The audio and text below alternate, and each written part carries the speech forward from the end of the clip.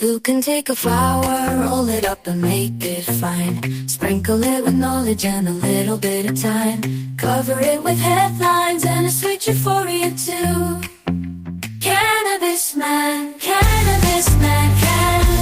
Who can take a story and make it feel so grand, spread the word around about the wonders of this land, mix it all with laughter and a sprinkle of insight. Cannabis man tries. Ooh, Cannabis man, spreading news and joy across the land, diving deep into the growing green. Cannabis man, we're all king. Ooh yeah. Ooh yeah.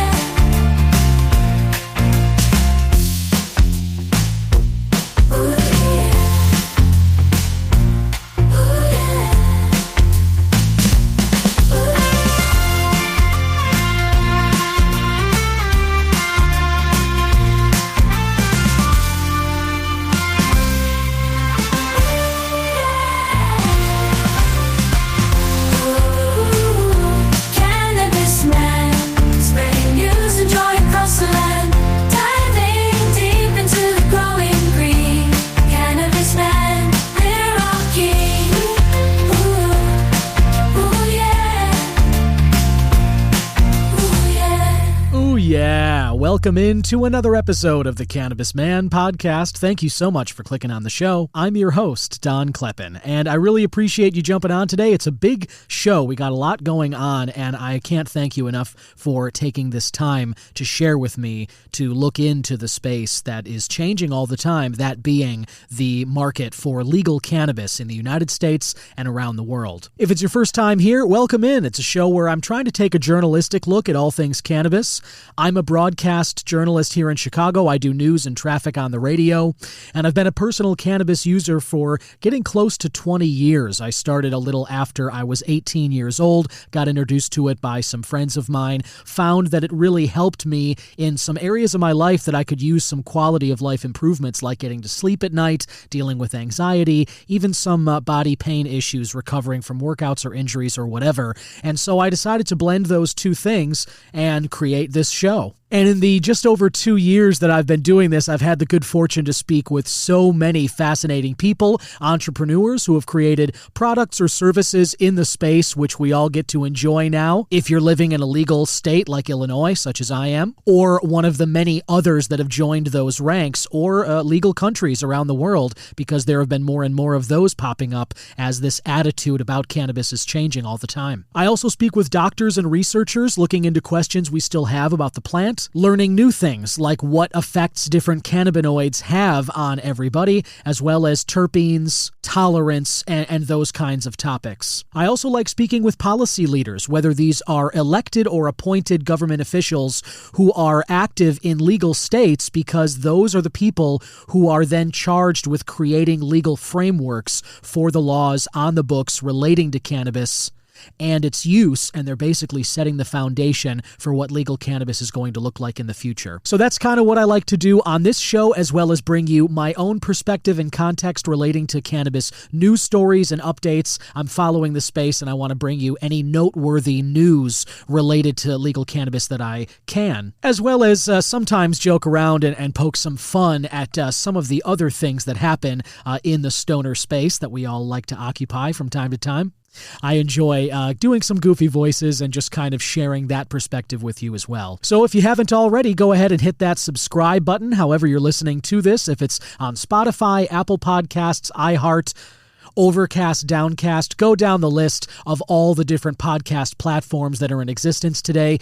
Cannabis Man is on all of them, and however you are listening to the show right now, there is some sort of way for you to leave a rating or a review for the show, and if you haven't done that already, I'd really appreciate it if you could do that for me. If you're listening on YouTube, be sure to hit that subscribe button, leave a comment in the episode that you're listening to. Love reading the YouTube comments. I've been getting more and more of those lately, and I really appreciate you engaging with the show that way as well. Follow us on social media at C-Man Podcast on Twitter and Instagram. And it's the Cannabis Man Podcast Facebook page as well. And if you want to add some extra support to what I'm doing here, you can scroll down in the description notes and click on that support the show link. It'll take you to the Patreon page of this show. I was doing it through Buzzsprout for a while, but I decided to go back to Patreon because I just like their infrastructure a little bit better. I think it's easier for people to use ultimately. However it is that you can offer your support or engage with the show, take your pick, it's your choice, but I really appreciate all of you who have done that for me so far,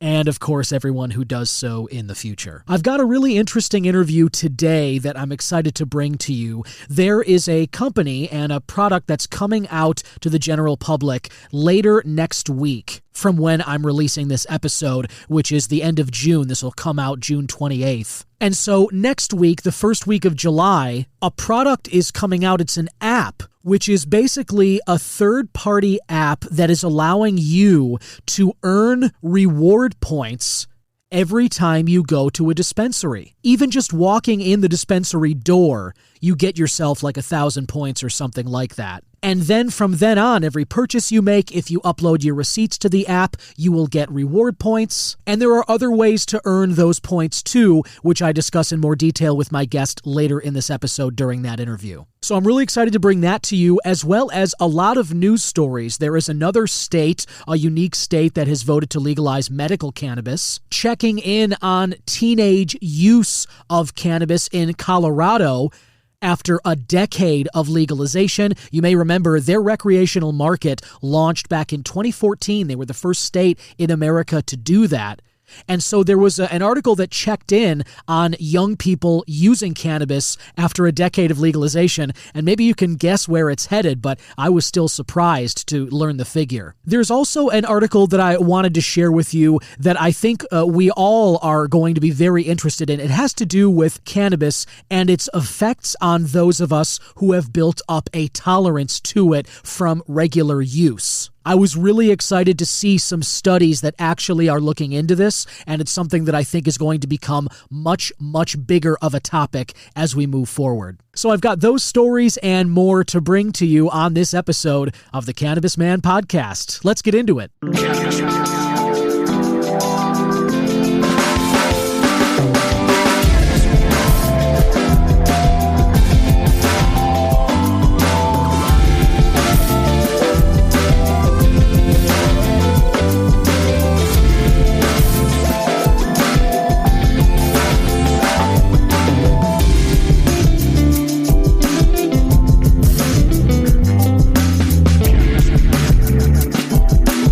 This is Tommy Chong, and you're listening to the Cannabis broadcast.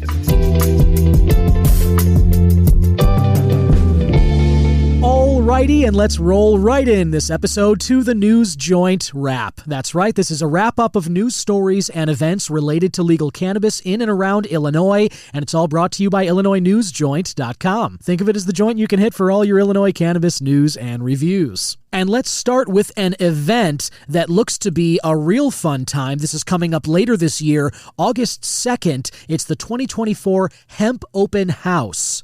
University of Illinois Urbana-Champaign's Department of Crop Sciences, along with the Illinois Hemp Growers Association, they're scheduled to co-host the annual Hemp Research Open House Friday, August 2nd. It'll run from 9 a.m. to noon at the university's Fruit Research Farm, located at 2711 South Race Street in Urbana.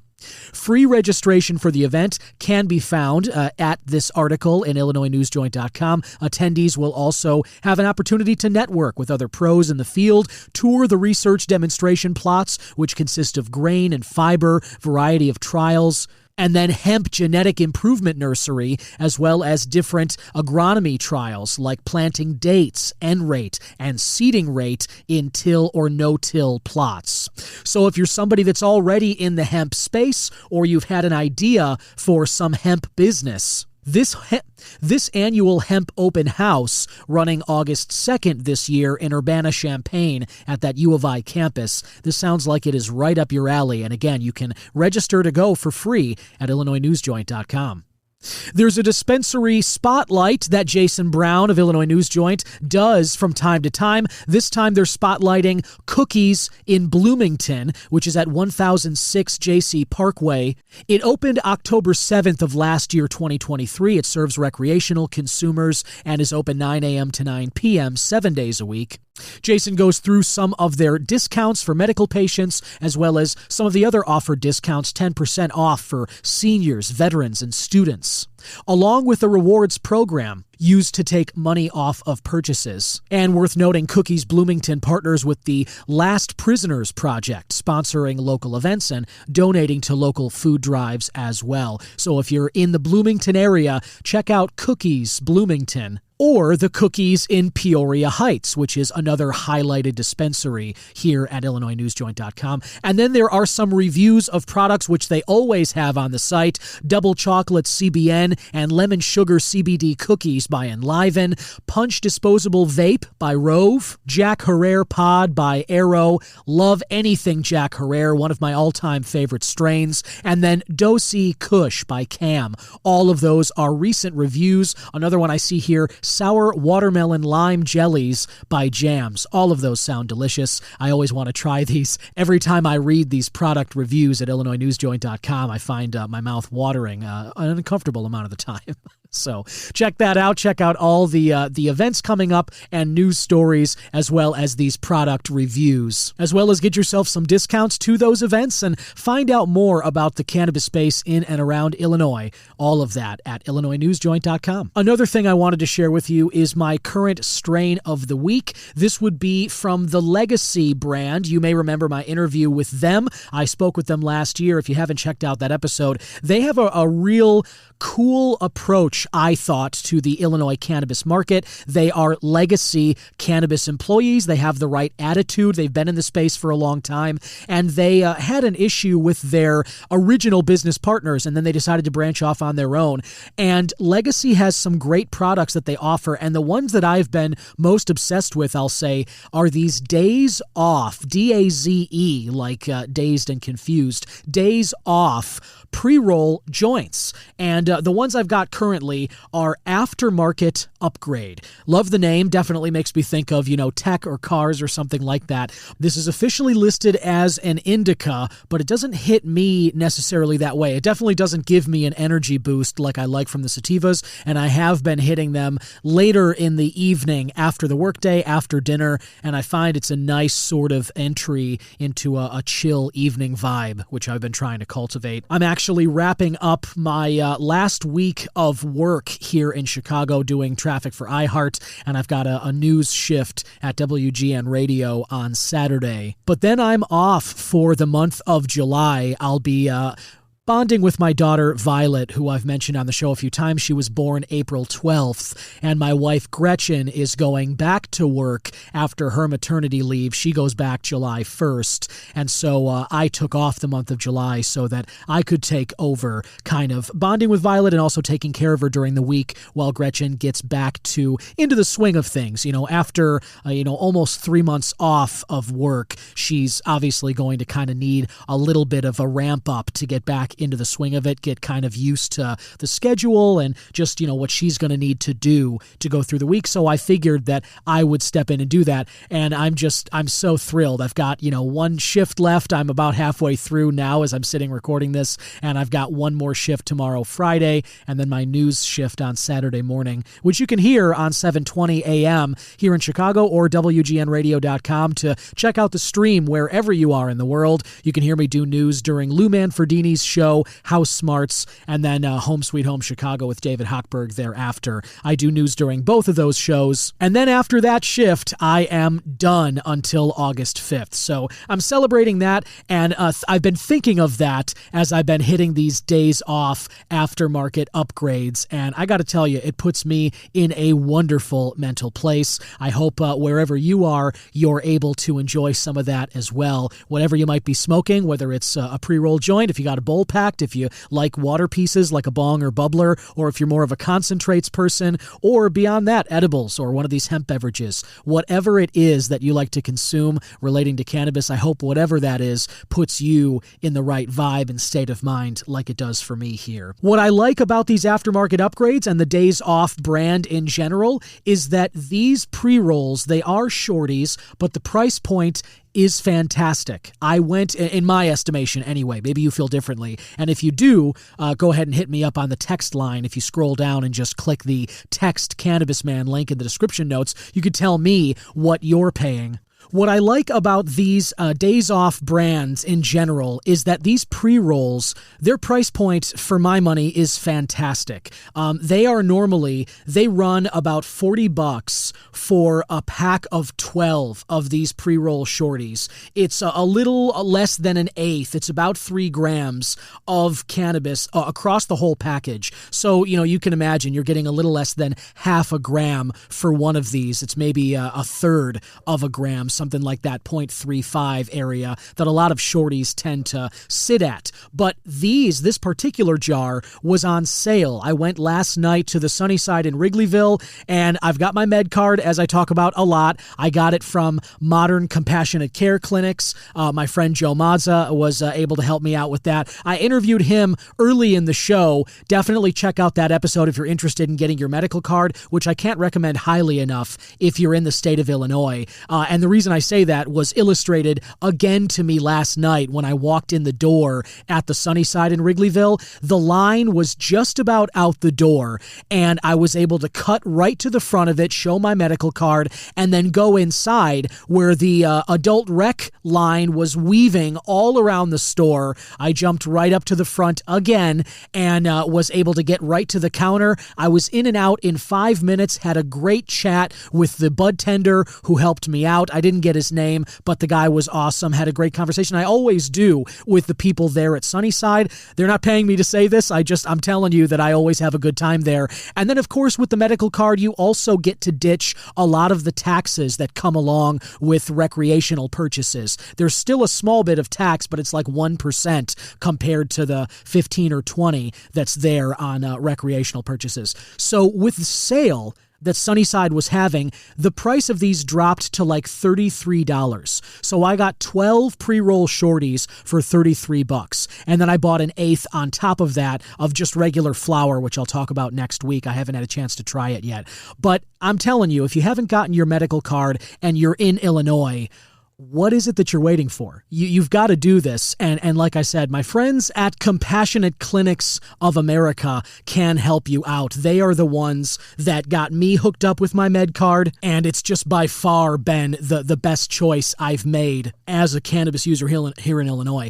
But let me know what you think. Are you somebody that's still buying in Illinois? Do you think that price point is fair, or are you someone that kind of drives off to Michigan and you're getting your stuff there? Whatever it is and what you're paying for cannabis, and if you prefer pre-rolls or flower, whatever that is, scroll down and hit that text link in the description notes right at the top. It says text Cannabis Man, and let me know what you think. I'd love to hear from you. But for my money, that's a pretty good deal. And this pack of aftermarket upgrade has terpenes of caryophyllene, limonene, and linalool. And that's where you can kind of rely on this nice chill. You feel it in your body. You feel it in your mind. It's euphoric, but it's calming. It's not super uplifting. And I find that this blend in this jar has really been setting me up to a great level that I want to be at. This was harvested March 4th of 2024, packaged April 22nd. So about 2 months ago that it was packaged. Not super fresh, but not in that 4, 5, 6 month range that I sort of point to as like,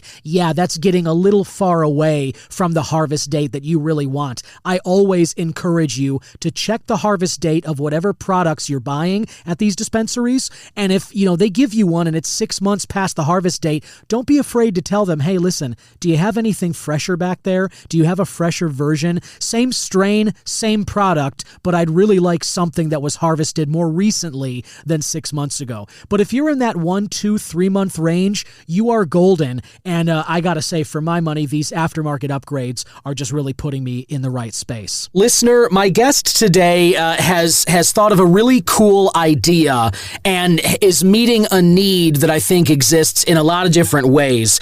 And in terms of cannabis, you may remember when the different dispensaries, some of the different brands, started to branch out and offer rewards for the stores like a lot of retail stores do. Target, Amazon, everybody has their loyalty program now, and whether they want you to sign up for a credit card or not, there is some way that they track points with purchases and try and kind of give you that added incentive for businesses. Well, I think of the specific example here in the Chicago area and Illinois of Sunnyside. The Sunnyside dispensaries, which I love. I always tout my times at the Wrigleyville Sunnyside, but they started a rewards program that they eventually had to discontinue because of the reason they gave was the security of the medical patient information. And either way, it was this really awkward thing where if you had purchased a bunch of items or whatever, and then you racked up some points, you lost all of those because of the runaround of them still needing to figure out the legality of this rewards program in a dispensary that serves recreational and medical patients. Well, that, as you can imagine, has happened all over the place. And the notion of a rewards program is really appealing, which is why they wanted to do it as a business. But you can see how in different cannabis companies this might cause problems in terms of keeping people's data secure and sharing that medical information. Well, my guest today has come up with a business that sort of solves that problem along with many others. And it offers the opportunity when you're at dispensaries and making those purchases of cannabis products, you can, through this third-party app, which is called HighRewards, great name, and you buy your dispensary products and you are earning points through HighRewards. But it's not just dispensary items either. You can watch videos, you can take surveys, you can do all these great things that keep your balance of points running upward, and then you can use them at dispensaries or at other stores as well. And they have some big partners that would compel, I think, a lot of people to be interested in earning these points. So, to talk in a little more detail about what the business is about and how you can start earning some of these rewards and getting yourself some cannabis products down the line just by doing some of these activities, is the co-founder and CEO of HighRewards, Josh Lamb. Welcome, Josh. Thank you, Don. Really excited to be here. Thank you very much for stopping by. I appreciate it, man. And I love that you love Sunnyside. So they're actually one of our first major partners. Yeah, I do. I really do. My main home dispensary is the Wrigleyville location of Sunnyside. I always have a great time there. Love it. Great. Well, in the app, in particular in Illinois, we're doing massive points by walking in and buying almost any product within Sunnyside. Well, that's good to know, and I'm definitely, I will definitely do that next time I'm over there. But let's start with your journey and just kind of how the concept for HighRewards came about. How did you in cannabis? How'd you get started, and then what made you think of this idea? Yeah, I've been in the startup and kind of entrepreneurial game for quite a few years. I've made a couple stints at corporate roles, but I just can't get the itch out of me just to kind of disrupt things and mess with things. But a couple of those stops really informed this in particular. The first one was running marketing at a company called Shopkick, which was literally, I think, the originator for the mobile rewards app concept. And one of the biggest things that I felt was highly relevant for this space was the idea of actually mobilizing and monetizing your feet. So literally going into stores and checking in. You might remember that from like Foursquare or even Yelp and stuff. Yeah, totally. We actually do it, and we actually allow the consumer to monetize that visit because we're like, hey, we want to reward you for actually going to the store. Yeah. And trying something new or checking something out or even going back that extra trip, right? So every time you walk in, you make money. I love that. And then with Shopkick, and I'm sure your listeners have probably heard of Fetch Rewards or Rakuten or Ibotta, which just IPO'd, and Shopkick, they're all in that same space. And they're pretty much fighting over the general shopping, mostly grocery. So, your Procter & Gamble's, Unilever's, things like that. Sure. Walmart and Target and so forth. with us, and looking at that and looking at the cannabis space, we were just like, there's nothing like this here. And then investigating further, and I actually took a role at a company called Leafwell, which is a great company. It's a medical card company, telehealth card company, doing about like 20,000 a month all across the country, which I know you're a fan of. Oh, yeah. It's great in Illinois because of the tax savings especially. But while I was there and trying to find new customers and looking at the marketing channels, it's a disaster. Like, you can't market anywhere. Either there's local restrictions, or there's just restrictions with companies like Google that just don't want to deal with it. Yeah. So they're just like, nope, not doing that. You can't use traditional avenues like TikTok and Instagram to advertise in the same way as you might in a normal consumer experience. And they're heavily reliant, and you've probably seen this, it's discount-driven marketing. So it's email marketing, text messages on a limited basis, and it's 50% off, 30% off, buy one, get one free.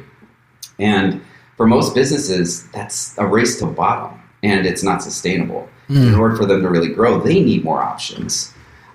So as we were thinking about this, and we're looking at both the consumer and the business side, we're like, let's create a new rewards marketplace.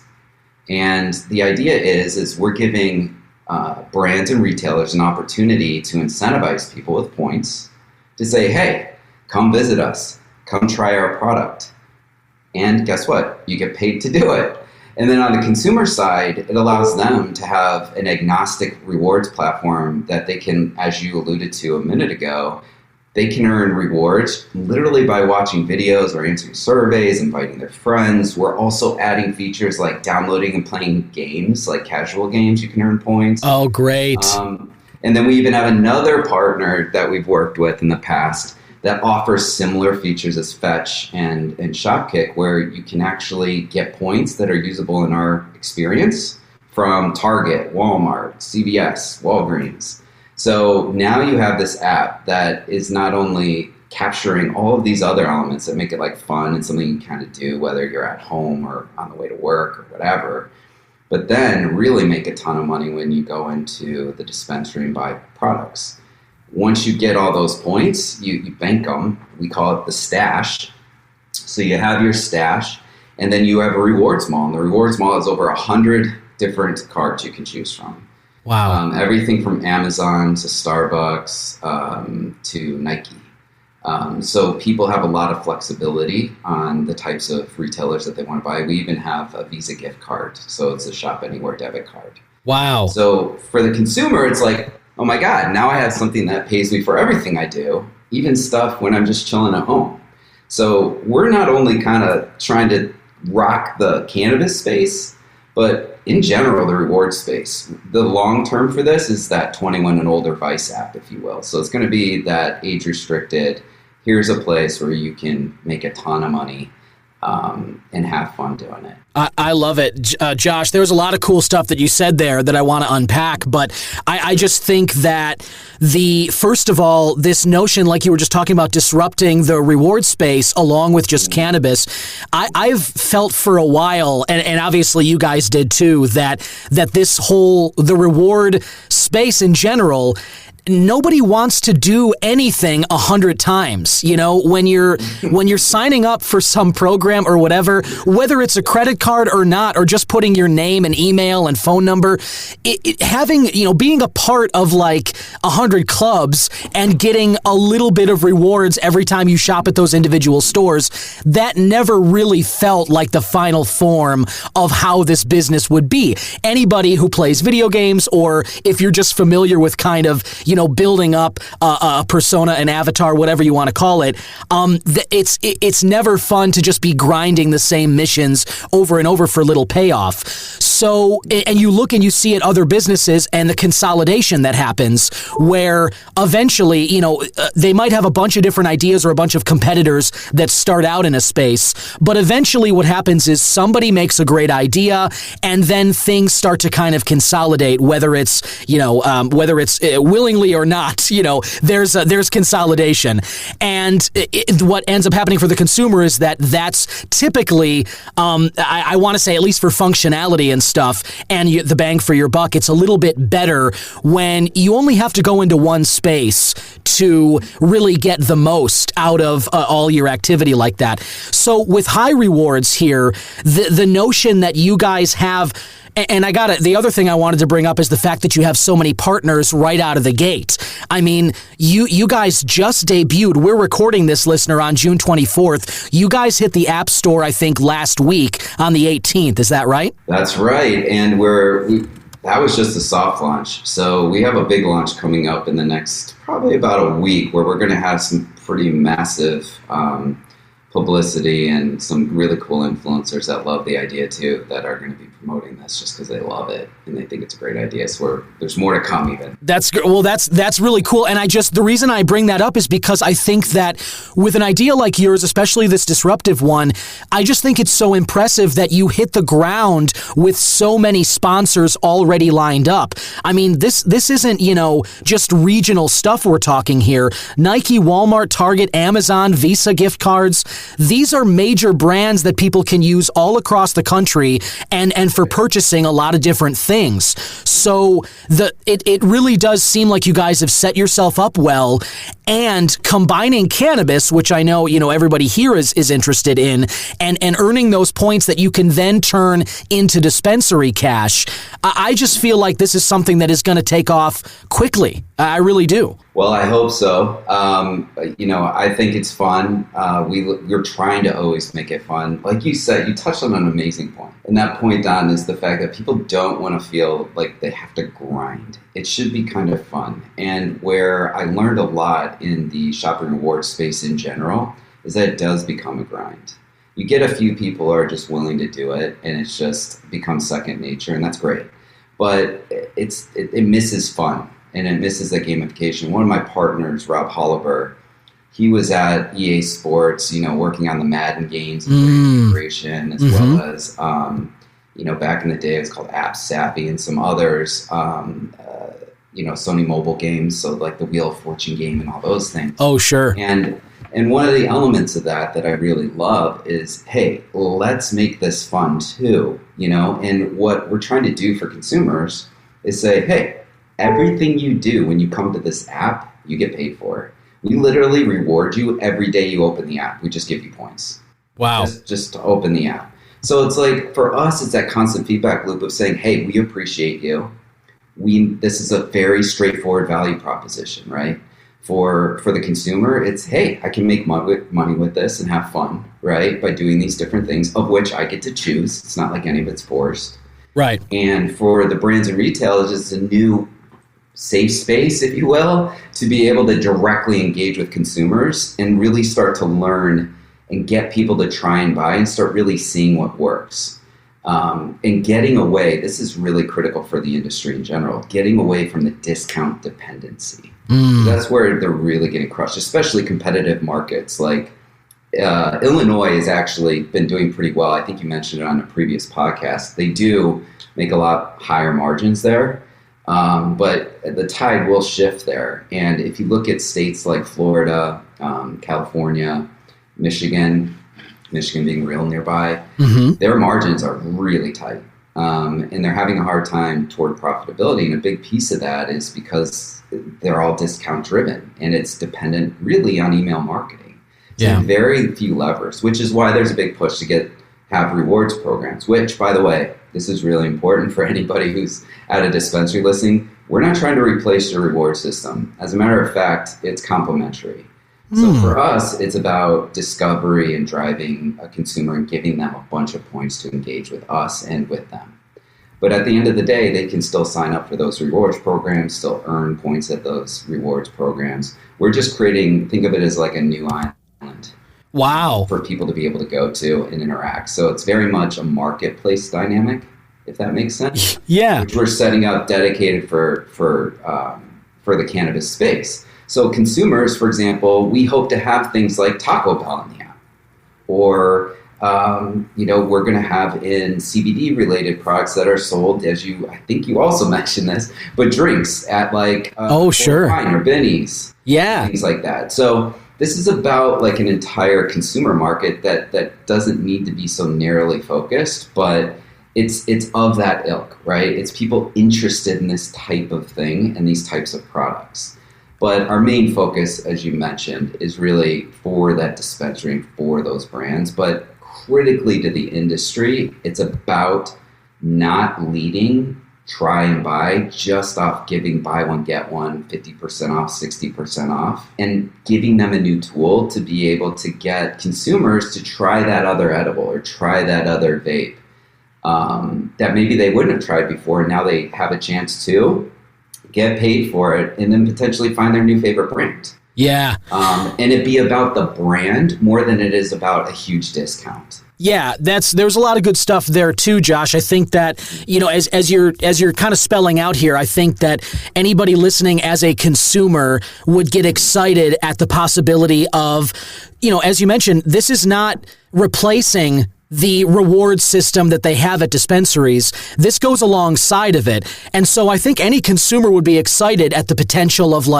earning rewards points, double the points if, through two different systems when you go to a dispensary. You can earn through HighRewards and you can earn at the dispensary you get it from. So that's great for consumers. But then on the business side of it, you're talking about giving them some extra levers to pull and not making it just so discount based and racing to the bottom. And also, I want to say they've got to be thrilled at maybe the idea of, some of them anyway, not maintaining their own reward system, because some of these businesses might be put together for that or have the infrastructure, but some of them, I think, try and build it to be competitive or whatever, and it's got to be such a headache for them to be maintaining these things, the whole system, that data, whereas you guys coming in and offering this third party, it allows people to still get those points, spend them at their stores, and also give the stores a direct line of communication to these consumers and give them a little nudge with whether it is discounts or whether it's, hey, you've got all these points and we know you like these brands. Well, we have a deal on them at this particular time near your location or whatever. So I just think that there is a lot to like from both sides of this. And I wanted to bring up something you touched on before, which is that you guys are already moving into the casual game space. I myself am someone who still plays video games. I have, for pretty much my whole life. My earliest memories are at my grandma's house playing Nintendo, as just a, 3-4-year-old. And so I still play games now. And this system of rewards and PlayStation, Xbox, the consoles, PCs, and now mobile, a lot of, whether it's phones or tablets, there are these platforms that people play with games, and each of them have their own system of rewards too.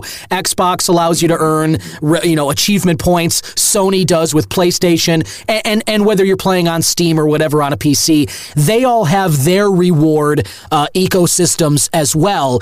And I think it's so cool that you guys are already kind of moving into that space, because I see a lot of opportunity here with HighRewards to occupy this same third-party role where basically people could be playing their games, and if they log in with their HighRewards, account at some point, I know it's not here yet, but I'm just kind of thinking, is there plans for you guys to grow this beyond casual mobile games and maybe move it to consoles one day as well? That would be amazing. We'll have to bring you in to ideate around that. Oh man, I'm telling you, because I love the idea. I mean, listen, for us, it's create, how much opportunity can we give people to earn points? I want people to earn a ton of money every month, and for them to come into the app and be excited about it because they're like, hey, I can make a little bit more money today. It's fun, and there's stuff I can do. So on the consumer side, our goal is how many different things can we give them that they can choose to engage with? Some people might be into one element versus another. Our job is to give them as much inventory, we call it, to earn points with, right? So sure. Our goal in this whole ecosystem is just to be that place, that central collecting place where people can earn as much as they can, and give them as much opportunity to do so. So, with the gameplay even that you were talking about a second ago, we have a partner that when you download, you can choose different games, and it shows you how much those games are worth if you play them. And as you play and progress in those games, so it could be anything from a old school game like Farmville, right? Where you're building your farm and those kinds of games. Oh yeah. And you get to level 10 and it unlocks, 5,000 points in our app, that kind of thing. So it allows you, and for our partners, it helps discover, new audience, but then that audience is not only finding a new game they might enjoy, but they're also getting paid to play it. Yeah, that really appeals. Kind of fun things. Yeah, totally. I can see the appeal of that. Games are fun, leisure in general, and this gets to the watching videos too, and taking surveys are a little more active. But either way, it's like a lot of those are leisure activities, and so plugging in HighRewards to all these different things that you do, that all of us do anyway, playing games, watching videos, now making it so that you're earning points and therefore earning money to spend at these places you really want to. I just see like what a huge potential this has. Yeah, and it's amazing because the position we have, we're not plant touching in any way. So everything is all transacted directly with the business itself and so forth. We're just facilitating it all. So it's much easier for us to operate in general than it would be if we were part of the direct supply chain. Sure. So people don't have to worry about us getting shut down all of a sudden. Yeah, we're following all the rules, and we don't actually traffic or directly sell product. We just reward people sharing that they bought a product. Yeah, which is big, and I talk on the show all the time about this rescheduling happening. We're right now in the middle of that comment period for the public to tell the DEA, and it seems like most of them are telling them to reschedule it down to Schedule 3 from Schedule 1. But, those of us, in the space, those with businesses, and as you're talking about plant touching or anybody creating products in this and trying to sell them, they're waiting with, on pins and needles for this rescheduling, because it's going to just help open up things a little more. There'll be less regulation, potentially interstate commerce, but people have to wait for that, and the maybe looser advertising restrictions that come with it. As you point out, since you guys are not in that space and you're not offering products, it's just a go-between, letting people know where they can find them and helping them earn points by doing these activities. You are not at all beholden to that schedule, no matter where cannabis ends up, and you're not waiting for the government to basically say, hey, yeah, you know what, this is okay. You guys are ready to go right now, and like you're saying, you got these launches, this launch coming up for people to get more involved and stuff like that, which I just think is really exciting. Can you tell us a little more just about when this real launch is happening, the official one anyway, that people can get more involved with? Yeah, so as of the beginning of next week, there's going to be a series of high-profile influencers around the country that have taken a vested interest in loving the product. We've taken some time in curating like people that we really feel represent the market, both from the everyday mom who shops for cannabis to, of course, the college kid who's, of course, 21 and older in most instances. They have right. But the idea is we want to create it as an inclusive environment as we can. We want the mom to feel just as comfortable using this as the kid. So we're not. If you look at the app and when you download it, you'll see this. It looks and feels like a lot of other apps kind of in this space, except we just have a lot more to do than most of the other ones, even in the mainstream. Nice. And this is available on whether it's the Apple App Store or Android, right? Everybody can download this? So right now, thank you for clarifying that. Unfortunately, we're still waiting on Google Play. We've been waiting for 8 weeks. Okay. iOS, we're up and running. They used to be slow. Now they're fast. Gotcha. Google's super slow. Yeah. In trouble, so they have to go through things much more manually. Yeah, and I know. Yeah, and I know Google is, as you said, they are going through some stuff. It seems like, I know, like with podcast as well, it seems like they're going through a little bit of a shuffle, and maybe their app store is rolled in with this. But so as you say, officially in review though, so okay, we expect to be live very soon. So just keep checking.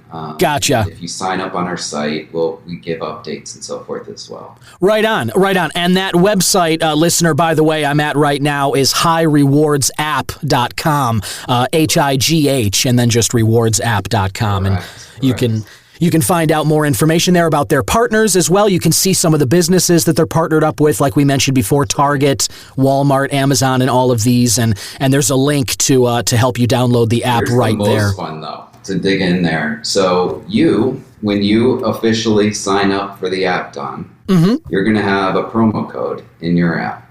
And every time, this happens for everybody within the whole ecosystem, every time you refer a friend, you get $5. So, Don, you'll get $5 for every one of your listeners that sign up when you share your code. Nice. And they will. So that's cool. Yeah. So it's a fun way to share it with your friends who you probably share it with anyway, I would hope. Oh, yeah. Because it's an easy way to make money. But you get $5 and they get $5 when they get to 1,000 points, which basically, as soon as you walk into one dispensary and upload a receipt, you do it. Nice. You want to see that you're a real person. Yeah, for sure. There's a lot of bots out there these days. Yeah, but it's very easy, and definitely add in the promo code and get paid. That sounds awesome. Listener, if you haven't already, again, it's available right now on the Apple App Store, or just head to HighRewardsApp.com. There's a QR code here that you can scan. It'll take you right to that app in the store. Man, it's such a cool idea, Josh, like I was saying. And, let me ask as well. I mentioned about the game thing too. Just curious here, in terms of data, and I don't want to get too much into the weeds. I feel like I often will go off on tangents and bore the listeners with details and stuff, but I am curious. I mentioned with cannabis in particular, these other companies like Sunnyside got into some issues in terms of their rewards programs because of whether it was medical patients and sharing that data. How is it, if you can speak to this? And I'm not sure, but I'm curious in terms of data security. How do you guys make sure that the customers through the app, whatever they're doing with the video watching and survey taking, and then however they convert their points to whichever stores, dispensaries, or the other retails, how do you assure them that their data is secure? Yeah, everything's anonymized within our system. Like, we don't even know their names. Gotcha. As a matter of fact, when, there's a couple people, most of this is about, when you talk about a Sunnyside, right, that's medical, the concern is HIPAA. And of course, we want to be very careful with that information. And for those instances, for example, where it's medical, we don't share any personally identifiable information. It's purely transactional data that if somebody somehow hacked it, there would be nothing there that they would be able to tie to an individual. Gotcha. So those instances, you do as much as you can, right? And for us, it's a majority where we plan to provide certain data insights and things about how people are shopping, what they're buying, that type of thing. But it's never done on an individual level. It's always done as a kind of a cohort, just to understand trends, where things are going. And also to hopefully provide better customer experience. The other part of it too is, in general, the idea for us is part of a movement which is called zero-party data. And the idea with zero-party data, it's a new buzzword if you haven't heard it. No, this is my first time, actually. This is interesting. So zero-party data is the idea. It's a way of democratizing. So I'm going to use some buzzwords here, and you can slap me around if you want. But it's democratizing your data and monetizing it. So you as an end user have an agreed upon exchange of value for sharing information with a company. So it's like you taking a survey and them saying, hey, we'll pay you $25 for you sitting with us for 30 minutes and answering questions. Mm-hmm. Similar dynamic, right? It's clear up front. That's how we operate. So all this information that we're collecting, it's always opt-in, right, by the consumer. They don't have to do anything. And they just share. And when they do share information, whether it's through a survey or uploading a receipt or checking in at a dispensary, they get paid for that. So it's a way of them ultimately monetizing their data. I love that.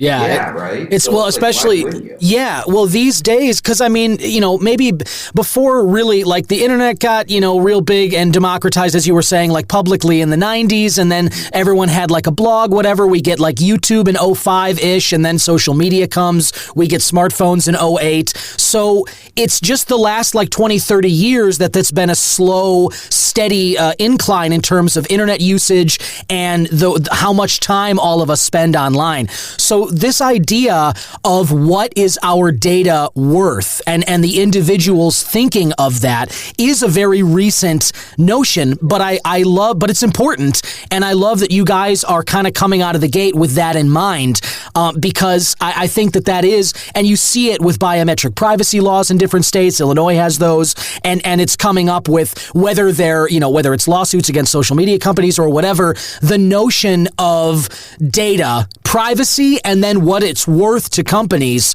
and people being able to capitalize on that worth. I think this is really important, and I think you're speaking right to that need right now with what you guys are doing. Yeah, I mean, think about this just from an objective standpoint. I mean, essentially, they give you amazingly long TNCs, terms and conditions, right? When you that nobody will ever read because they're like 120 pages. Yeah. We all have to do them because someone somewhere sued somebody for something, right? Yeah. So you have to do them. But, but there's a matter of like how intricate they are and what you're really signing over. And to me, it's almost like, what else are you going to do as a consumer? Like the market share that Google has, for example, with Gmail, right? It's not even close. Yeah. Anywhere else. And so everyone has a Gmail account. It's very easy to do. But what you don't realize is you're essentially giving them your data to then go resell and make billions and billions of dollars on. And that's the world, right? That's the quid pro quo. But most people don't think about that. And that's where Apple's been really interesting, right? Like they're kind of making these barriers in a sense. Mm-hmm. It's almost like making these companies start to pay people for their information, which is more the dynamic we're going in, which is, I believe, the future, because the idea of privatizing and keeping your information personally closer to you is only going to get more important, is only going to continue to get pushed. So the companies that are really sitting there in the pole position are the ones that have these relationships, this zero-party-like relationship, where people know, they're like, I'm good with that because they give me value for what I share with them. And I believe that's really the future of where all this is going. That's where third-party data, where people are basically scraping information, kind of reselling it, kind of collecting emails and sharing them around and stuff like that. Mm-hmm. That's going to continue to get harder and harder. Excuse me. And then people are going to really start on the first-party data side. Even it's good information, but zero-party is like the ultimate because you're getting it right from their mouth, so to speak, and it's willing and it's much more ethical. Yeah, that's a great way of saying it. It's the ethical part of it, because I think there's a lot of people out there who are like, they might be comfortable giving this data to a company when they ask for it and depending on what they get in return. I think it's okay for some people, even when they're talking about, giving it to somebody who may use it ultimately to craft more compelling advertising to them. I think some people are okay with that, but they don't, it's the ethical side of that. Someone just scraping it from another site without your permission. I think everyone has a problem with that part of it. And when we get toward the future, as you were just alluding to, I think, Josh, when, now we're in this moment where AI is another big buzzword that everyone's being thrown around. And as those capabilities continue to grow, that picture of all of us from third-party data scraping just is going to become clearer and clearer. And that's part of why I think this public awareness of the issue at large, and companies like Apple, like HighRewards, like you guys doing this stuff in order to at least keep people informed and keep them safe, their data safe on their devices and through these services, that is going to become something that people value more and more and more as we go forward into the future. Because again, this wasn't even something people thought about. This was not part of the public discourse 20, 30 years ago. And now data and cybersecurity is like a huge, huge thing, because we're all online all the time and we use it on different devices and through different websites and, signing up for different third-party rewards programs, for instance. Those things are all giving up, like different data of us. And I do think that you guys are coming at this from the right viewpoint here. Which is to say you're considering this stuff and that privacy right from the get-go. I think people are going to appreciate that. I hope so, Don. We're excited to see how people respond to it. We love checking and seeing what people are doing and how they're talking about it. So can't wait to see. That's awesome, man. Well, listen, obviously we just mentioned there's another launch coming out next week from when we're recording this. And listener, if you want to get excited and get ready to earn some rewards at your next dispensary trip, or just by, sitting at home scrolling through the phone like we do anyway, head to HighRewardsApp.com or just search for the app in the Apple App Store, download it, log in, you get some points immediately, like Josh said, and then your next dispensary visit, you'll kind of earn some of the double stuff. And I'm very excited to see where this goes, and I can't wait to start earning points through this every time I'm going to the dispensary. Co-founder and CEO of HighRewards app, Josh Lamb, thanks so much for stopping by today, man. Really appreciate the perspective. Thanks, Don. Really appreciate it.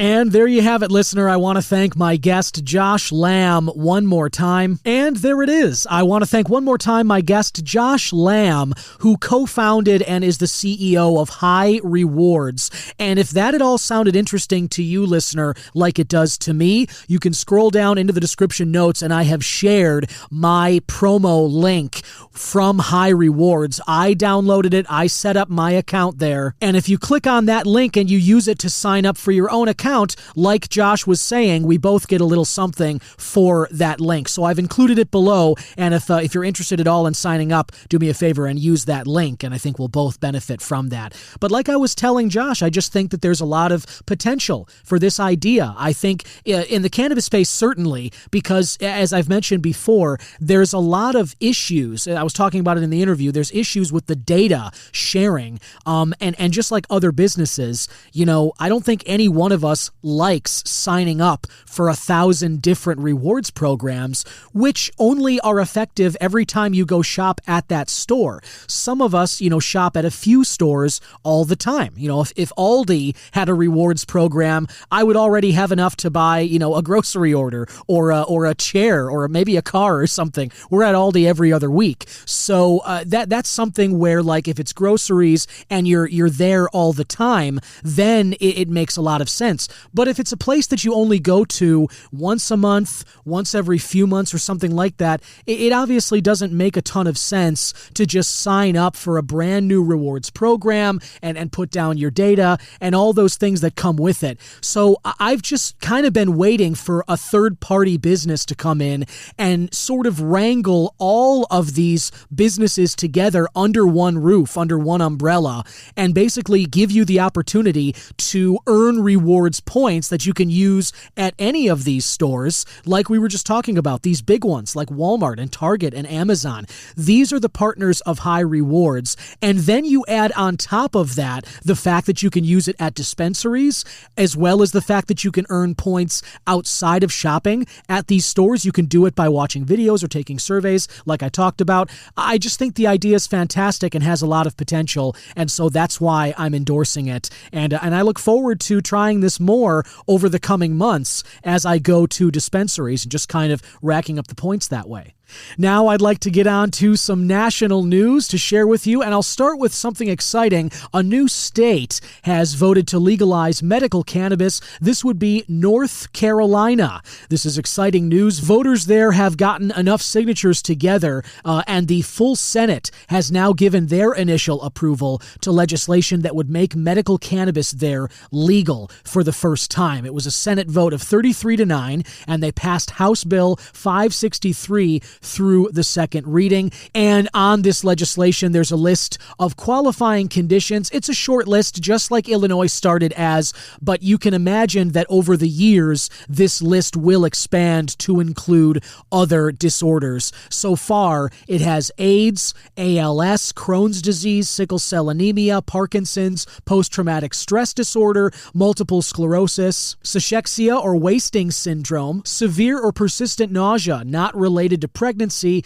particularly for those in hospice care or bedridden, and then terminal illnesses with a life expectancy of less than 6 months. That is the entire list of qualifying conditions so far for North Carolina, but this is a very exciting development. It's always good, I think, when another state expands their view of cannabis and allows people who live there to get it in some way, shape, or form. And even though it's a limited list right now, the fact that medical patients with those diseases and disorders are going to be able to get some quality of life improvements that cannabis offers, I am thrilled for them, and I look forward to this passing. It seems like this will likely, if it passes this year, which it's expected to, then maybe they can expect next year, January 1st, for patients to be able to start getting these right away.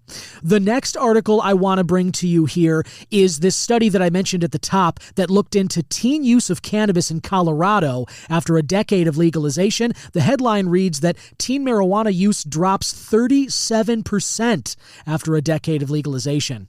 This is from data from the Department of Public Health, and it's a survey of Healthy Kids Colorado. It revealed the proportion of high school students who reported using cannabis in the past month dropped by 37% from 2013 to 2023. Interestingly, also, the number of teens who found cannabis, quote, easy to obtain decreased by 27% during the same period. So that is another noteworthy thing that I thought was an interesting result of this survey. You would think, and we've been told by a lot of the detractors of legal cannabis, that once it's legalized, well, then all teens get to use it because it's just more accessible. That has not proven to be the case in Colorado. Interestingly, 27%, which is not insignificant, that's more than a quarter of the teens that they surveyed, said that they had a less easy time, they had a more difficult time obtaining cannabis than they did before 2013. Why might that be? I would say that probably because maybe some of the black market dried up and that some of those sellers went legal. And now when you go to a legal dispensary, there's obviously security guards there. And then there's a bunch of doors that you have to pass through by giving an ID to the front desk. And if you haven't pre-ordered or whatever else, the gateways, the barriers to getting legal cannabis when you set that market in your state, when states legalize cannabis and they deploy that market, what happens is a bunch of new barriers then pop up, at least at those dispensaries, between those under 21 and cannabis products. And this article, which is from the marijuanaherald.com, I've linked it below as I always do. It notes that in April, a study was published in JAMA, the Journal of the American Medical Association, Pediatrics. They said that legalizing cannabis, including allowing licensed stores, is associated with reduced use rates among teenagers. And I speculated that's just simply because when something becomes normal and the adults are doing it, by nature, by human nature, the teens are less likely to do it. Because what are they doing? They're rebelling against normalcy. And when the adults are doing something, by nature, it is no longer cool or desirable for the teens. That was what I speculated here. And one of the quotes that this article gives from that publication back in April is that legalizing recreational cannabis was not associated with adolescents' likelihood or frequency of cannabis use. And so I thought that was something that was worth bringing to your attention, so I have linked that below as well. I always encourage you to read these articles that I talk about in the show. If you weren't just following along, you can check it out for yourself after. Another article I wanted to bring up to you, listener, is this one from SciPost.org. I've linked it below, and the headline reads, "Cannabis affects cognitive and psychomotor performance differently based on usage patterns." This was published by Eric Dolan, June 21st, last week from when I'm recording this. And I won't read the whole thing, but I think it's noteworthy here. It's going off of a recent study that it says provides insights into the acute effects of cannabis use on cognitive and psychomotor performance, particularly focusing on the difference between occasional and daily users of cannabis. The findings indicate that daily users may develop a tolerance to some of the impairing effects of cannabis, while occasional users show more significant impairments in reaction time and memory tasks while high. These findings were published in the Journal of Cannabis Research. Now, this is not on the article. This is just me going off the cuff here now. This topic, though, of tolerance, this is something that I have brought up on the show, not just when I'm talking about resetting it with tolerance breaks, but I also bring it up in the light of impairment. When we're talking about legalizing and regulating these products, one of the topics that's always going to come up when you're making rules that are meant to apply to everybody, it's in general pretty tough to kind of get together all of these patients under one umbrella. And I say patients, I should really say users. Some of them for cannabis will be medical patients, but a lot of them are just recreational users. But it doesn't matter if you're medical or recreational, if you're using cannabis daily.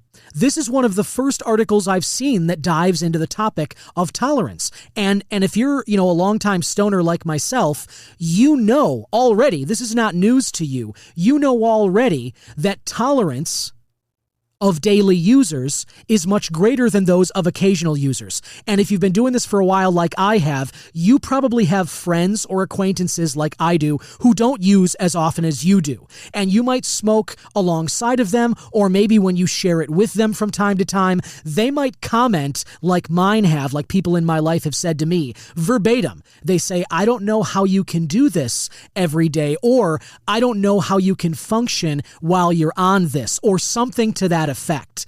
And what this article right here is illustrating is something that all of us who use it regularly, and by that I mean daily, sometimes multiple times a day, you've already figured out that, like, hey, the occasional user, aka my friend here who doesn't smoke or imbibe in this at all, hardly, maybe once or twice a month, maybe only a few times a year. But this person who is smoking with me or had an edible because it's a special occasion, maybe it's a holiday, maybe it's just, you're going to a concert or whatever. But if it's a special occasion and they're ingesting it along with you, but they don't do it normally, they are affected so much more strongly by whatever it is you're doing than you are. And likely the window of that effect is greater for them, so it's going to affect them longer than it does for you as well.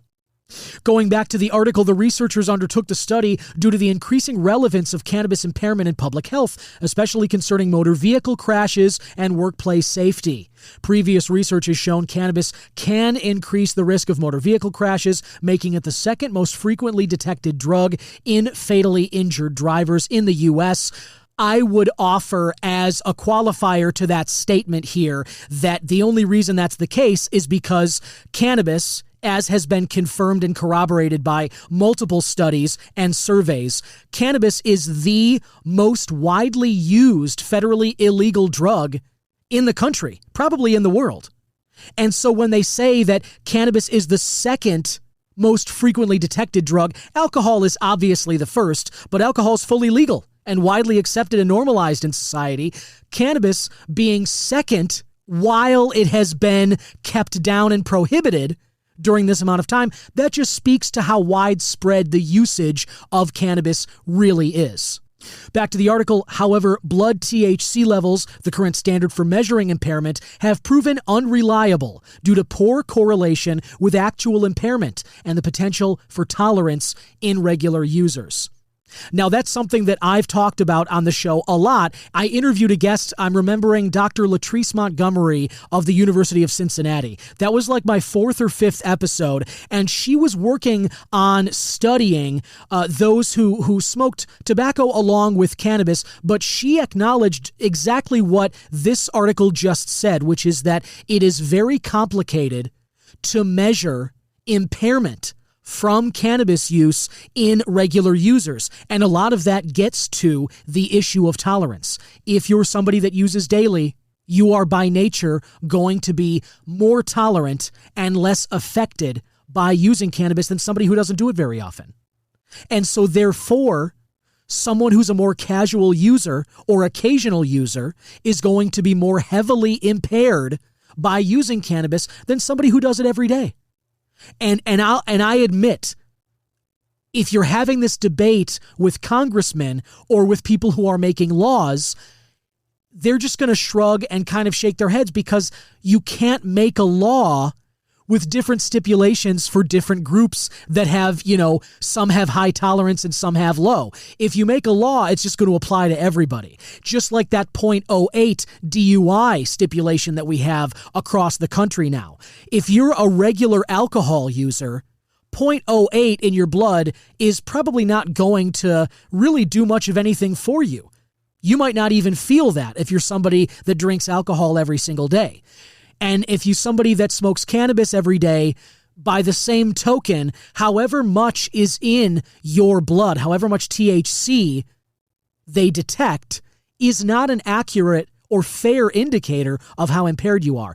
Add on to that, as I've said before, the fact that cannabis is lipid soluble as opposed to water soluble like everything else is, including alcohol. That means that the THC stays in your system for much longer than alcohol does, which further complicates the issue of testing for it. Now, I've talked on the show before about some developments in those who are looking for like a breathalyzer that actually is hoping to measure how currently impaired you are, how much the THC in your system is actively affecting you versus how much is just there from use over the past few weeks or whatever. But this is an ongoing development here. We don't have the technology to accurately detect how impaired you are currently by cannabis the way that we have breathalyzers for alcohol. We do not have that tech yet. Once we do, I think it's going to go a long way toward regulations, and we'll be able to get some laws that spin off from that in terms of when you can drive, what the blood THC level is under which you're allowed to drive and over which you have to stop. Those normalizations and those laws and stuff, that will follow the technology, those developments and advancements that are underway right now. Skipping ahead a little bit in the article here, the researchers found that occasional users showed a slower reaction time after cannabis use. However, daily users did not exhibit significant changes, suggesting a tolerance to the effects of cannabis on reaction time. When it came to gap acceptance, the ability to navigate through moving vertical lines, daily users took longer to complete that task post-cannabis use, but improved their accuracy.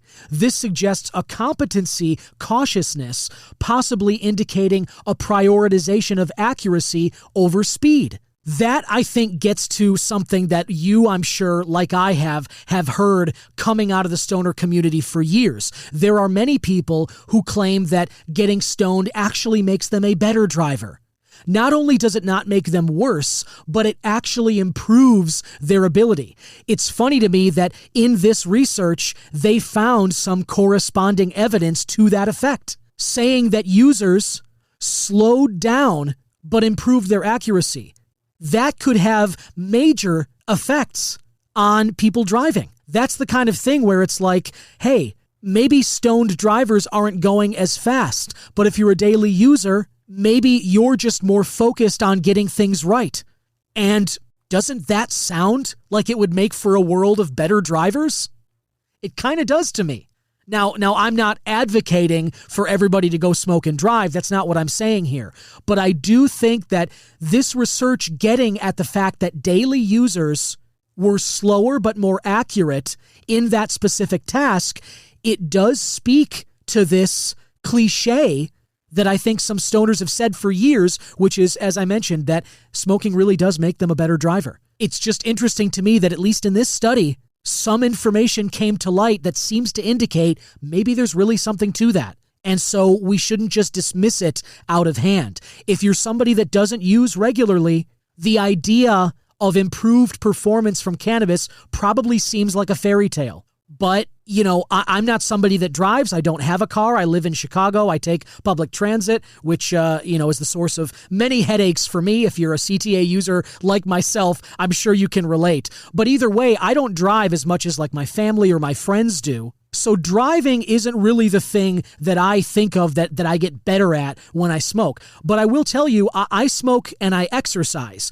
And that is something that a lot of people look at me sideways like I'm crazy when I tell them. If I say that I'm going to smoke and go lift weights, there are people who are like, well, why would you do that? You're obviously not going to do better. You're going to do worse at lifting. But that's not how it is for me. I find that when I smoke and work out, it feels to me like I improve the mind-body connection. And whichever muscle groups I'm targeting with these exercises, it's more like my mind can focus on them and can focus on the form of whatever exercise I'm doing so that I'm doing proper form and I'm really prioritizing that and maintaining a mental focus on whichever muscle I'm targeting. If I'm curling to make my biceps, stronger and bigger, I make sure after smoking that the form of the curl is really targeting my bicep instead of using my back to just get the weight up and therefore taking some of the effort away from my bicep and robbing myself of some of that progress. That is something that over the years I've found that cannabis really helps me with. Doesn't work for everybody. Occasional users definitely don't feel the same way. But as a daily user, that's something where, for me, I can argue that it actually makes me better. So anyway, I've linked that article below.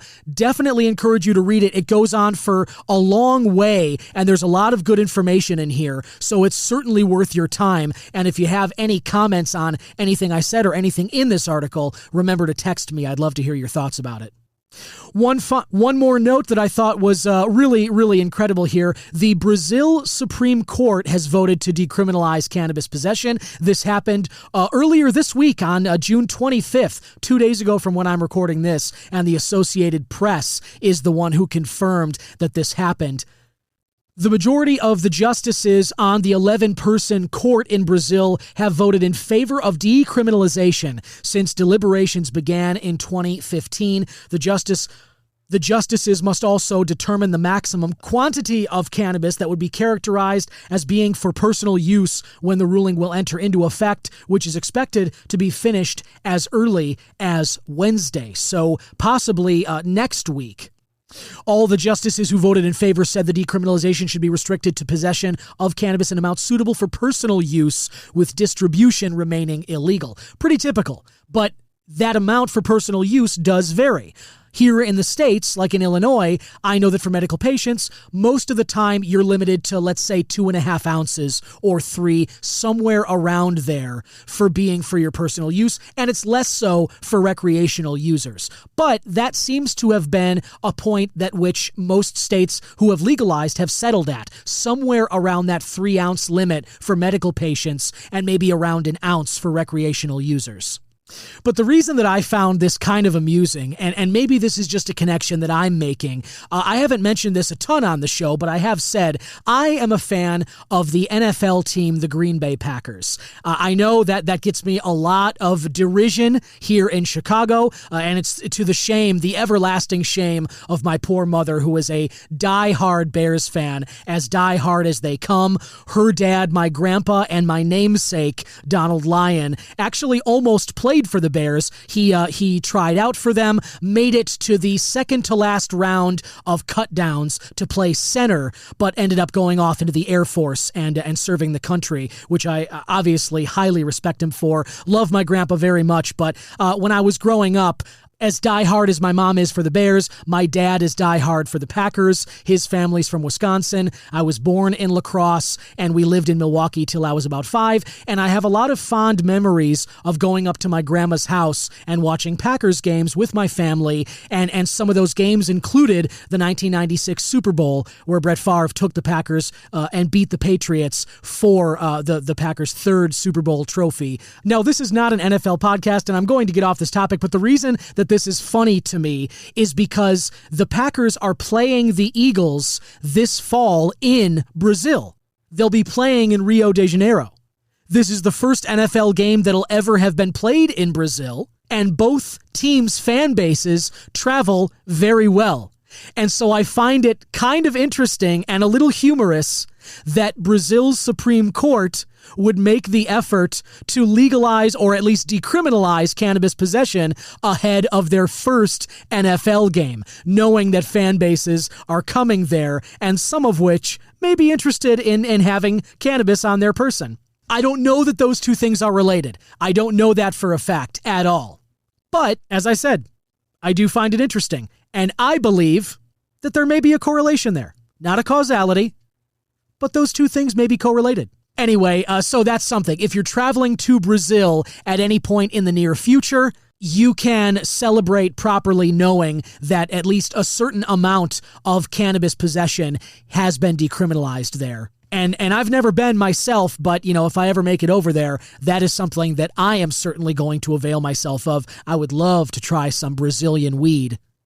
And one final thing I want to bring up to you here, and it's mainly because I don't often see positive cannabis coverage on this publication, but CNN, who I have called out on the show before for being anti-cannabis, they seem to regularly and almost gleefully publish anti-cannabis slanted articles, anything where any study finds something about the risk of cannabis use, like that Heart Association one from earlier in the year that talked about increased risk of heart attacks or stroke and all of these things. There are a lot of examples of anti-cannabis almost slander, I would argue, that you can see on the CNN TV network and you can read on their website. Well, this is an example of the opposite, and so I felt compelled to share this with you because, hey, I always call them out when they get it wrong, and I want to celebrate them when they get it right. This is an opinion piece by Eric Spitz. It was published earlier today, June 27th, at 11:50 a.m. Eastern. So the same day that I'm recording this and the day before I publish it, this CNN article came out.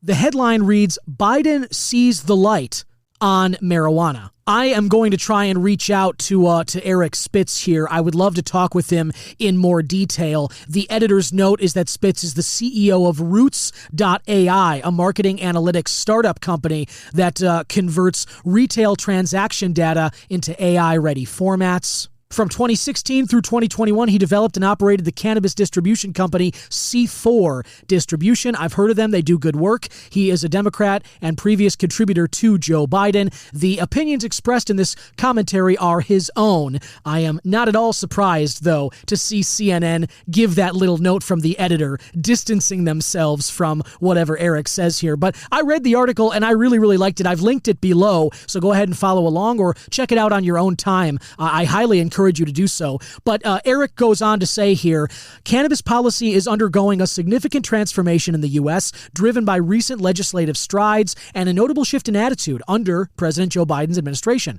In this transformative time, and given his re-election campaign's need to trumpet youthfulness, Biden's well-crafted cannabis policy maneuvers may become a defining feature of his legacy. Eric goes on to quote Biden, "Far too many lives have been upended because of a failed approach to marijuana, and I'm committed to righting those wrongs. You have my word on it." End quote. That was from a Biden statement in a video message to mark the beginning of the 60-day public comment period on the administration's proposed regulation to reclassify cannabis under the Controlled Substances Act from Schedule 1 down to Schedule 3, something I've talked about a lot recently on the show, and I mentioned it when that first happened, and the public comment period is still open until later in July. I already linked in a recent episode the URL where you can leave your own public comment, which I encourage you to do. Go back and check for that episode, and you can leave a public comment if you haven't already. But Spitz goes on, Biden's proactive stance on marijuana policy positions him as the most pro-cannabis president in American history, reflecting a broader societal acknowledgement of the need for a rational and modern approach to cannabis regulation. Most Western democracies have already legalized the medical use of cannabis. Cannabis is the most commonly used federally illegal drug in the country, according to the Department of Health and Human Services. The number of Americans who consume it has more than doubled doubled since 2013, according to Gallup polling, with 17% of adults saying they smoked cannabis in 2023. I think that's undercounted myself, but either way, despite the devastation that drugs and alcohol have wrought on his own family, Biden is beginning to understand that cannabis use is viewed as more similar to and often less dangerous than alcohol, tobacco, caffeine, sleeping aids, and diet pills, and quite unlike harder drugs like fentanyl and other opioids. This is the part I wanted to get to because I thought it was well said. Biden's newfound perspective harkens to Abraham Lincoln's observation that, quote, folks who have no vices have very few virtues, end quote, suggesting a pragmatic acknowledgement of the complexity of human behavior and a recognition of the potential for regulation to support American adults who are making personal choices about their own health and well-being. That is it right there. That is the whole stance of this podcast that I have said on multiple occasions. You may have heard, if you listen to my first episode, you have heard me say right from day one, I do not advocate for cannabis use among everybody. I do not believe, and I never have, that cannabis is right for everybody.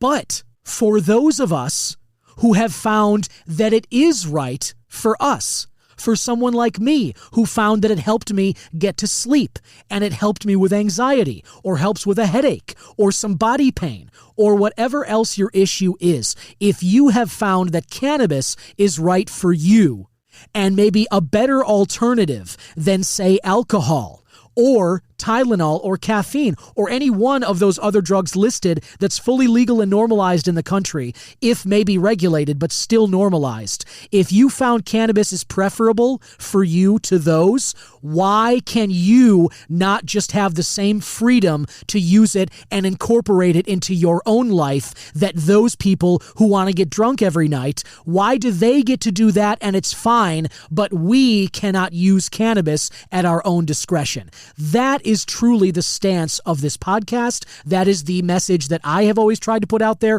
We're all consenting, responsible adults in this country. We're supposed to be anyway. And if you prove yourself to be something other than that, maybe your privileges get revoked. But if you are a responsible adult who doesn't, break the laws or is somebody who goes against these regulations or is any kind of flouter of the rules, if you're someone that plays by the rules society has set out for us, why do you get looked down on, or in some cases banned outright from using cannabis when you know that it's improved your quality of life so much?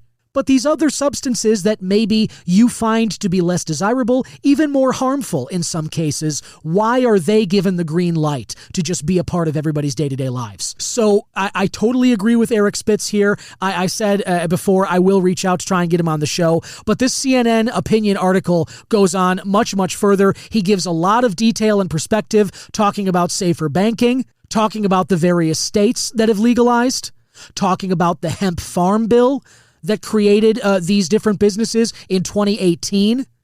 He talks about a lot of things, but really pointing it at Joe Biden, who is obviously running for re-election this year. And Joe Biden, as anybody who's been paying attention to politics the last few years, Joe Biden, rightfully so, gets a lot of criticism for being one of the first initial architects of the war on drugs. And for anyone, again, who's paying attention to politics and seen the Hunter Biden trials and has seen kind of, how drugs have impacted Joe Biden's own family, I think if you are someone with a little bit of empathy, I think you can understand where Biden's anti-drug stance came from. But as Eric Spitz notes at the end of this article, Biden's journey from a staunch drug warrior to a leading advocate for cannabis reform shows the type of leadership that makes him special. His willingness to embrace change head on without fear or favor. Then he has the backroom political savvy to get policy done and work across the aisle, which he's done so much already during his term.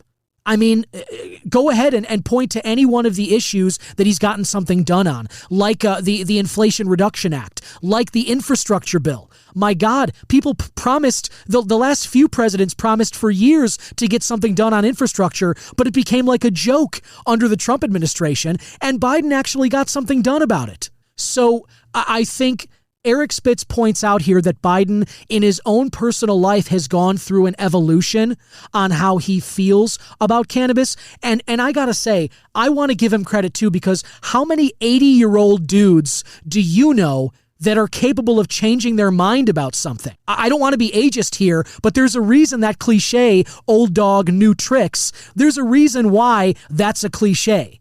Because when somebody's at that stage of their life, they just don't often change their viewpoints about things. And I think that's okay, honestly. If you've had 80 years on the earth, you've got a lot of experience of what to do to get through life. And you've learned your lessons, and I think there's a reason why you get more conservative as you get older, you tend to, and why those people are not as ambivalent in their views. They kind of dig their heels into wherever they fall on the issues, and that's what they have found to be true throughout their decades of living. That's the case with Biden, but instead of digging in his heels and being one of these people who's more outspoken against cannabis, which is obviously a view he held back in the 80s when he was a big part of crafting the war on drugs, his journey, as Spitz notes, from a staunch drug warrior to now being a leading advocate for cannabis reform, I understand that some people will point at that and say, oh, he's just pandering to get the youth vote. I understand that viewpoint, but I don't think that's what this is. I don't think Joe Biden is that kind of guy. That's just my view. And this is not a political podcast, so I'm getting off my soapbox now. And hey, if you want to text me and tell me to shut up about politics, I'm fine with that. I accept that.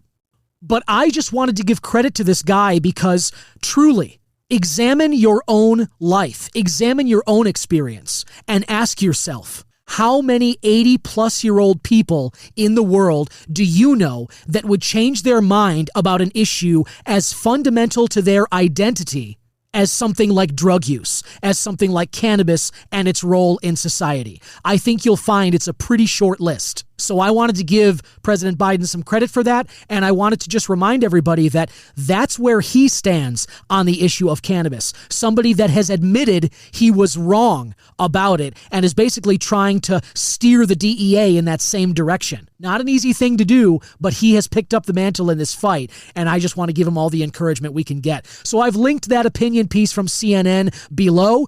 As I said, I'll reach out to Spitz. I want to talk more about this, but those are the articles I thought were worth bringing to your attention this week. And I want to thank again one more time my guest Josh Lamb, co-founder of HighRewards. Definitely check out that link below and download the app and start earning rewards points when you go to the dispensaries, because we should all be, getting something a little extra aside from just enjoying cannabis. Most of the businesses that we deal with nowadays, they want to use your data, and they want rewards points to be given to people, and nothing is going to be sweeter. I promise you, nothing will be sweeter than when you roll into the dispensary and you're able to buy yourself some flour, some concentrates, some edibles, some pre-rolls, whatever it is that you like to ingest related to cannabis. Nothing's going to feel better than getting that for free.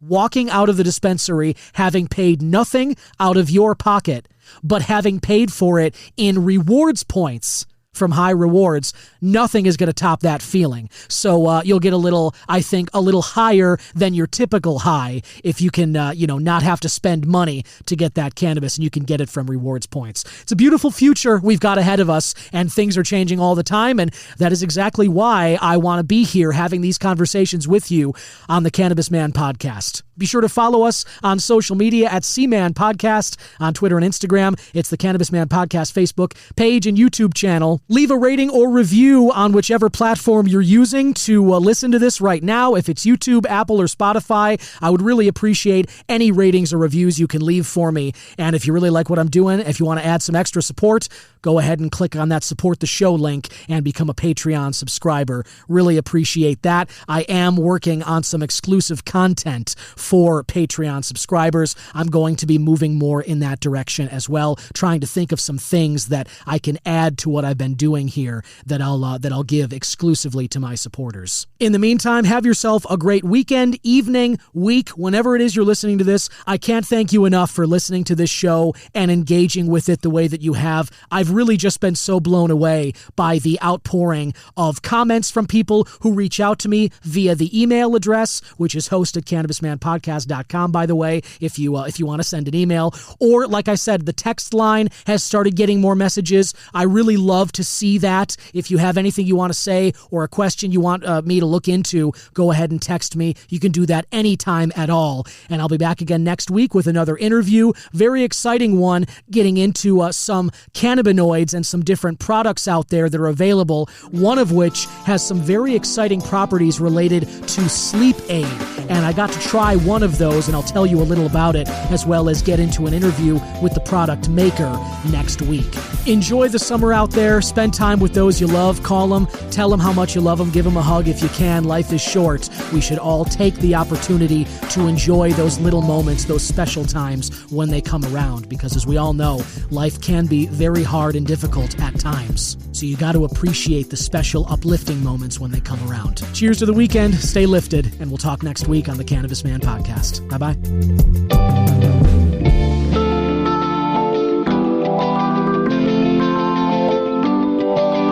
Cannabis Man is 100% originally crafted by myself, Don Kleppen. Original theme music written and composed by Yusu Kim, aka Good Son.